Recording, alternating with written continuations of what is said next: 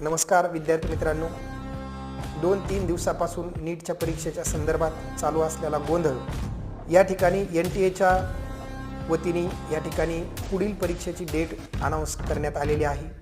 ही date 21 जून 2026 रोजी नीटची पुन्हा परीक्षा होणार आहे आणि या परीक्षेसाठी विद्यार्थ्यांनी चांगल्या प्रकारची तयारी करावी। जवळपास विद्यार्थ्यांना 37 दिवसाचा कालावधी मिळत आहे। या 37 दिवसामध्ये बायोलॉजीचे 38 चॅप्टर आहेत, फिजिक्स सारख्या सब्जेक्टचे 29 चॅप्टर आहेत आणि केमिस्ट्रीचे जवळपास 30 चॅप्टर आहेत।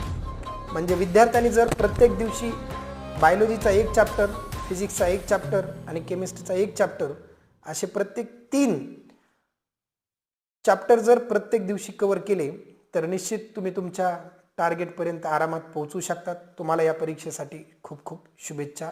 धन्यवाद।